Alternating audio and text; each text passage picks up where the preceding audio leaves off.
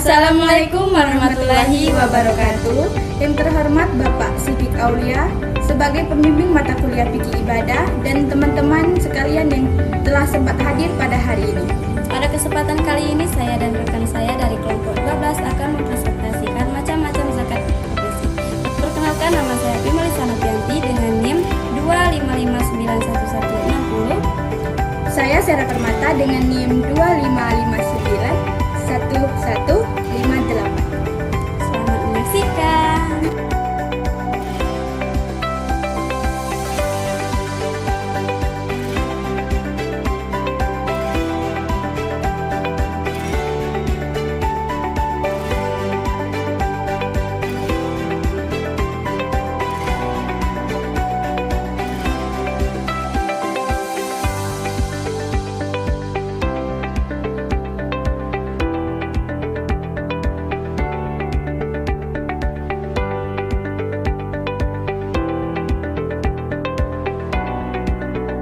Zakat merupakan salah satu rukun Islam yang diwajibkan bagi setiap muslim yang telah memenuhi syarat nisab dan haul.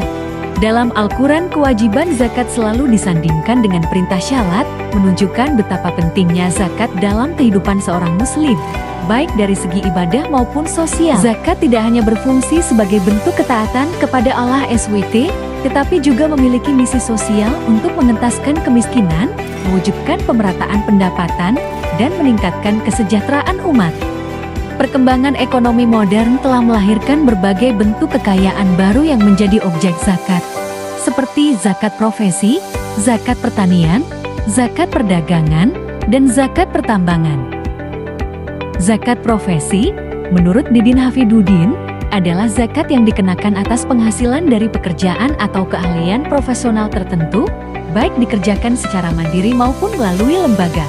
Apabila telah mencapai nisab, zakat pertanian diwajibkan atas hasil tanaman yang ditanam dan dapat dimakan, dengan kadar zakat 5% jika menggunakan biaya irigasi, atau 10%. Sementara itu, zakat perdagangan dikenakan atas komoditas yang diperjualbelikan dengan niat bisnis.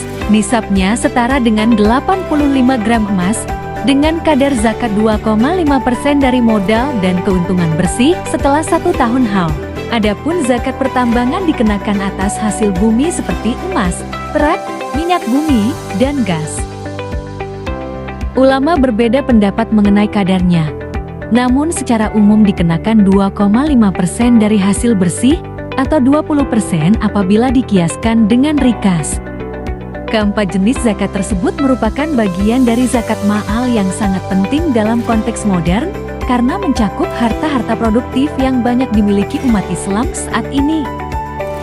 Dengan pengelolaan yang baik melalui lembaga zakat resmi, zakat dapat berfungsi sebagai instrumen distribusi kekayaan, pemberdayaan ekonomi umat, serta solusi nyata dalam membangun kesejahteraan masyarakat. Pertama, zakat profesi, zakat yang dikeluarkan dari penghasilan atau pekerjaan profesional, baik dilakukan secara mandiri maupun bersama lembaga. Contoh profesi: dokter, insinyur, advokat, seniman, pegawai negeri atau swasta, kontraktor, arsitek, pejabat, dan sebagainya. Nisab disamakan dengan emas atau perak 93,6 gram emas 2,5%. Disamakan dengan hasil pertanian 750 kg beras 5 wasak, kadar 5-10 tergantung biaya operasional waktu dikeluarkan ketika menerima gaji atau di akhir tahun setelah kebutuhan pokok dipenuhi. Kedua, zakat pertanian, zakat atas hasil tanaman yang ditanam dengan bibit biji-bijian yang bisa dimakan manusia atau hewan, serta hasil kebun.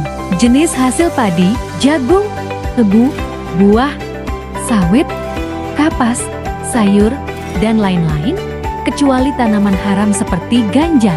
Pendapat ulama Umar bin Khattab, tanaman kering atau awet yang bisa ditakar gandum, padi, jagung, zaitun, Malikiyah, dan Syafi'iyah. Makanan pokok yang bisa disimpan padi, kurma, anggur, kacang. Hanabilah, hasil kering dan bisa ditimbang gandum, kacang, bawang, labu, dan lain-lain. Hanafiyah, semua tanaman bernilai ekonomi. Kadar zakat 10% untuk pertanian tada hujan, 5% untuk pertanian dengan irigasi berbiaya, Ketiga, zakat perdagangan, zakat atas komoditas yang diperjualbelikan dengan niat bisnis, berbeda dengan aset pribadi.